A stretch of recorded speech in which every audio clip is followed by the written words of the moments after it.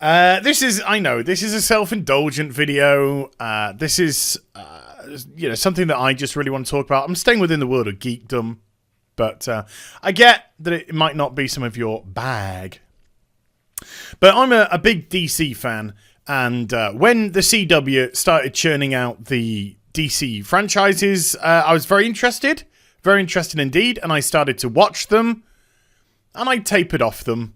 And we'll get into all of that. Now, I do want to stress, right from the start, before people get mad, this video in no way, shape, or form actually relates to Supernatural. Supernatural are not part of the DC universe. Their show has been going since, 2005? And I love me some Supernatural. I love me some Winchester Boys. That TV show has jumped so many sharks now. It's beyond parody. Doesn't matter. Jensen Ackles, Jalid Paladecki. I think you got that right. They're just such charming people. They really are. The pair of them, they come across as real cool people in life as well as on the show. And I just love me my Winchester Boys. I wouldn't be bothered if Supernatural ran for the rest of my life, and it was just a monster of the week show every week. I wouldn't care. I think it's a cool show. So I'm going to get specifically onto Arrow, The Flash, Supergirl, and probably very, very briefly touch on Legends of Tomorrow. Now, cards on the table, folks. I've seen the first 6 seasons of Arrow, and I didn't watch the 7th season at all. And for all intents and purposes, I've heard it's garbage. But if I eventually see it, then I will pass my own judgment and not be swayed. No, to me, the problems with Arrow happened way, way, way before season 7 came around.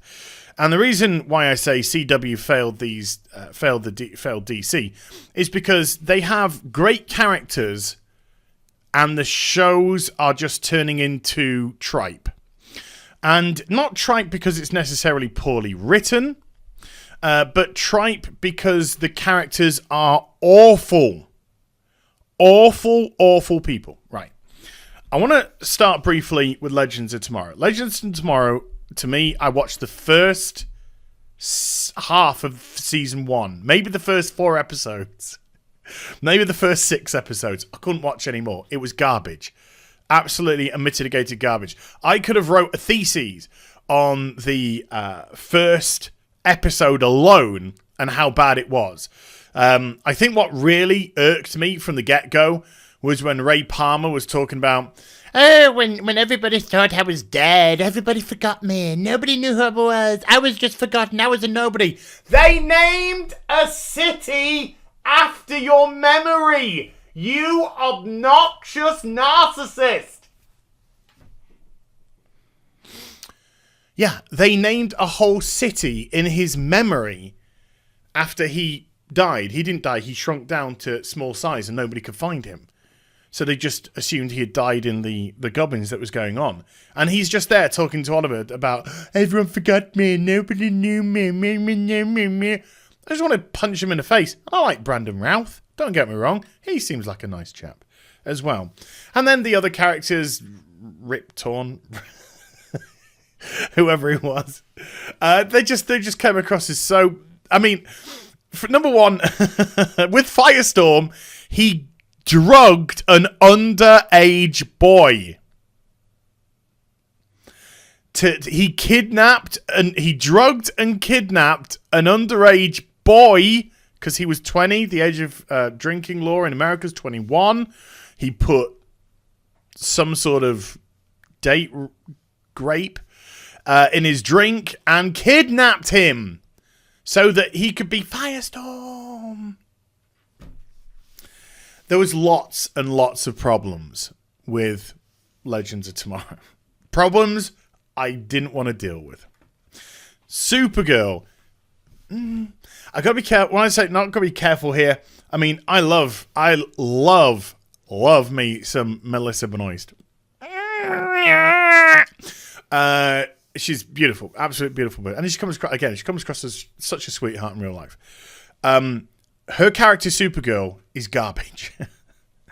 And the reason why Supergirl is garbage, and I'm not just talking about the cucking of Superman here. They have cucked the life out of Superman in that film. No, I'm talking about the fact that she has no journey. She's the best at everything. I am Supergirl and I am the best at everything. She has no hero's journey. And that's just the major flaw with it. She hasn't ever been Supergirl in season 1 until her adoptive sister is in trouble. Then she decides to use her powers for the very first time. Suddenly, she's better than Superman, who's been doing it for about a decade now. Why? 'Cause she's a woman.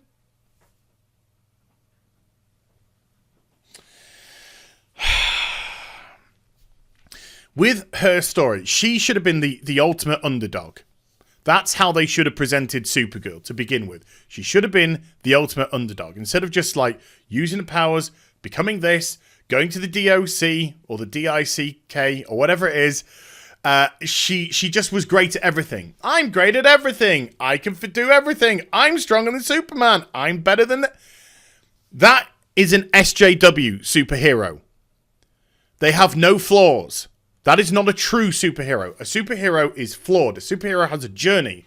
They must gain their powers, awareness of their powers, and they must go on the rise. And then they must fall to the pits of hell before they rise up to become the hero they are truly meant to be. It's called the hero's journey for a reason. But she never had one. She just went from naught to I'm the best, and has just stayed there ever since. You can't get behind her because she does nothing wrong. I'm not even going to go into the other aspects of the show. We'll leave that to your imagination. The Flash, I think, has got a really great cast. I think that the Flash is probably the best cast out of all of the CW DC shows. However, they all become a much of a muchness. And again, it's one of these problems that shows have, in that everybody must be on parity with each other. Everybody must be on the same level. Oh no, Barry's got a girlfriend who's an aspiring journalist. Now she's got to just be a super tech computer genius just like everyone else so she can be part of the team.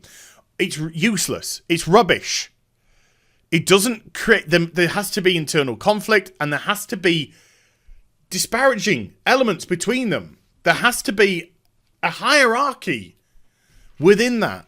And some of the best storylines are told when you have a hero that is powerful and can do this, that, and the other, and they are in a relationship with somebody who has nothing, who maybe isn't as intelligent as them, isn't as quick, as strong, as all this as them. And that's what causes great dynamic between the team. But when everyone's great, Cisco's great at everything. He can build anything. And you got the computer, and the computer good, and you now come in and you pooter. Stick you by another pooter, and then you can hit the pooter, and you're good. Hey, maybe if we do a Diabla Fakukutape, we can hit him with a retro Skabababoo. Well, that's absolutely right, woman. And as diversity man, you can hit it with a That's fantastic. We can build one in 3 minutes. That's not fun. That's garbage. It makes garbage shows.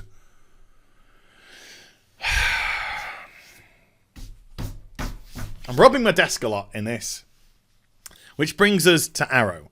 And the reason why I want to leave Arrow last, even though it's meant to be the focus of the video, is because the season 1 Arrow and the Arrow when I left it off, these aren't the same shows. First of all, Stephen Amell, wonderful. Stephen Amell, again, comes across as an awesome dude. Loves his sports, bit of a jock. Comes across as a great family man. Loves his wife, loves his kids. Comes across as an awesome dude, and I have really enjoyed him as Oliver Queen. I think he's brought something different and unique. And I'm just going to go into full geek mode here. I have been a fan of Green Arrow since the 80s.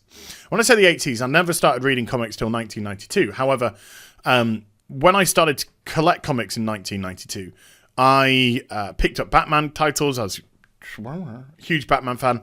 And I suddenly heard about Mike Grell, this writer-artist called Mike Grell, who was doing apparently some really excellent work, or had done some excellent work after I was speaking to some people in the comic books shops with Green Arrow. And so I decided to diversify my comic portfolio, and I purchased some of Mike Grell's Green Arrow comics, in particular his ongoing series that he had, and also a miniseries, a 4-part miniseries called The Longbow Hunters. And his Green Arrow was pointed for a mature audience. There was swearing in it. There was sometimes a little bit of nudity. There was violence, quite graphic violence in it. And it was fantastic. I mean, this writing was unbelievable. He made Oliver Queen such a grounded, believable person, and his relationship with Dina Lance, Black Canary, was just fantastic. There was so much complexity to it. And I fell in love with the character then, and I fell in love with Mike Grell's writing then. And I saw all the way through Mike Grell's run, which lasted for 50, 60, 70 odd issues, whatever. And then they got taken over by Chuck Dixon, another writer who I think is just stellar. I love Chuck Dixon. He used to do a lot of work on Batman titles as well. He's the creator of Bane, or one of the creators of Bane. And the artwork was also done by Jim Aparo, who is one of my favourite artists of all time. That's just a by the by, and for people who are interested in my geek stuff. And so that's when I started to build up a big love for Oliver Queen and the Green Arrow character. So to actually get a series of Green Arrow, because I wasn't a huge fan of the Smallville Green Arrow. No, that isn't that. No.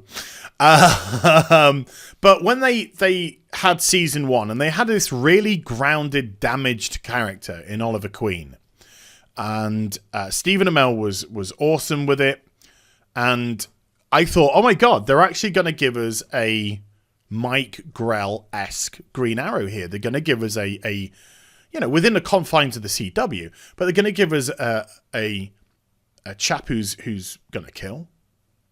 They're going to give a chap who's damaged, who's broken, who's trying to put their life back together after 5 years of being stuck on the island.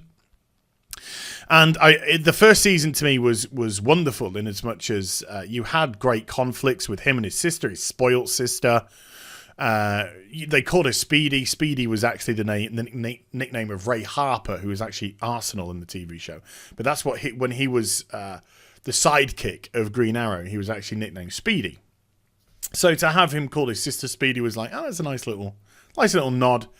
There, and I thought we were going to get this really good grounded series, and then they introduced Felicity Smoke,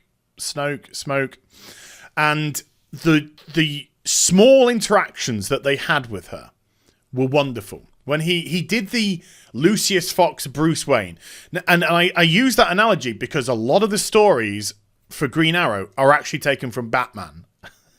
The whole Ra's al Ghul, and it's Ra's al Ghul, not Ra's al Ghul. The whole Ra's al Ghul thing, they mispronounce it. Really drives me crazy. The whole Ra's al Ghul storylines, all of these stuff. The reason why they brought Nisra al Ghul in, because they couldn't bring Talia al Ghul in. Things like that, although they have later on, but they couldn't at the time. Lots of stories have been taken from Batman, essentially from Batman. And so I thought we had this really cool dynamic, a more mature version for an audience. And the small interactions between Felicity Smoke and Oliver were great, because she was clearly just like a computer tech person, and he's this billionaire head of a company. And you don't start just mouthing off at your boss. She's all very like, okay, can you just do this for me? She knows something's going on. She ain't stupid. And they had a really good dynamic.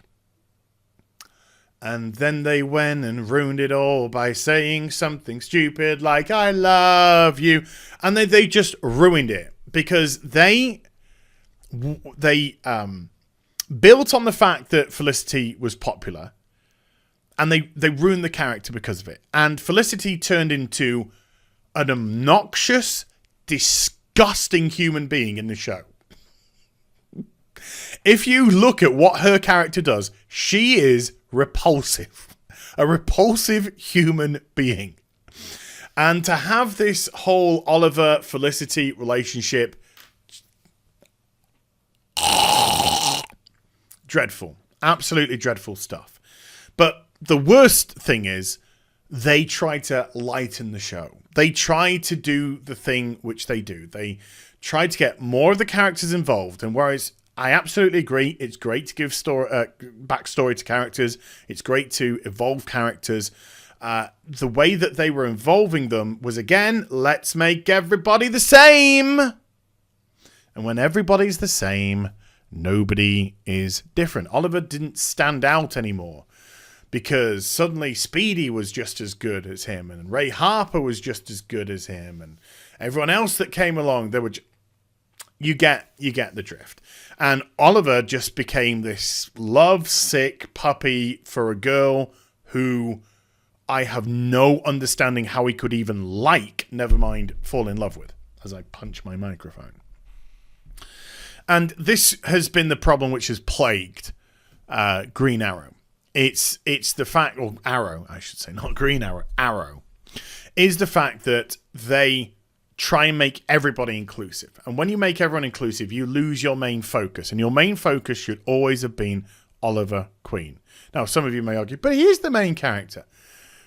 Watch the show. I mean, just watch the show. He isn't. He is an ensemble. He is in an ensemble show now. He is part of the furniture, because this week we're going to deal with Mr. Terrific.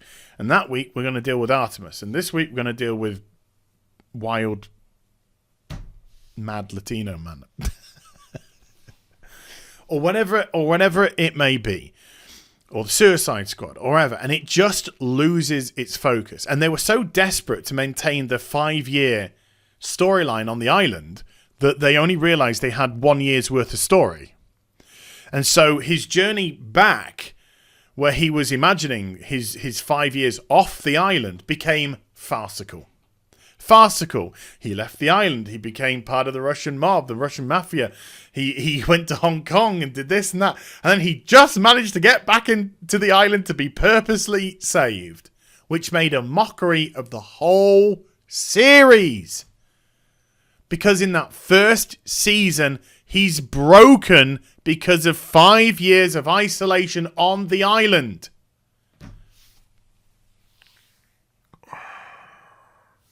So they just ruined their whole show. They made a mockery of their whole show.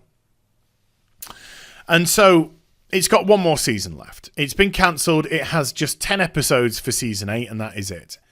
And I feel sad because I think Grant Gustin as Flash is wonderful.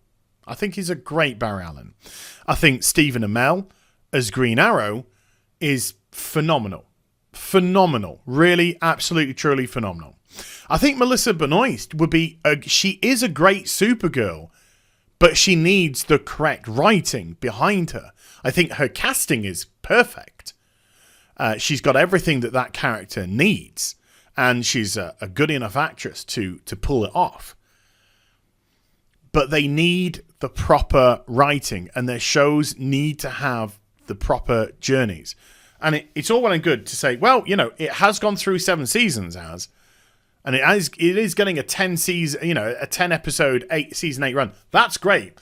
Absolutely, it's great. But it's quality over quantity. And Arrow hasn't been quality for about 5 of those 7 series. I think the first 2 series were excellent, and then it just fell apart. The first season of The Flash, I thought was wonderful. I don't think it's ever created that again. And as for Legends of Tomorrow, as I said, I gave up. As for Supergirl, I gave up halfway through season 2, I think.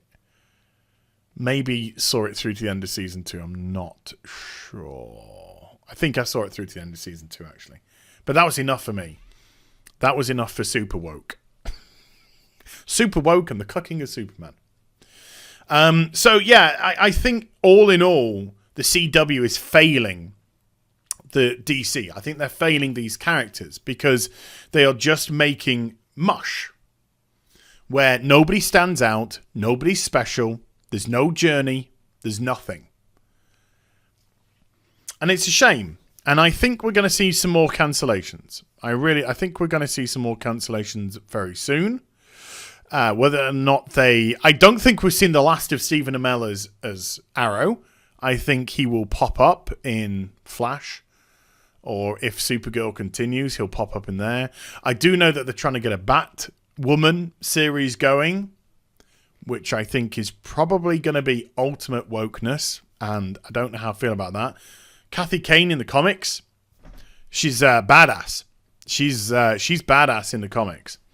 Whether or not, I don't think this kind of direction that they're in is going to translate that.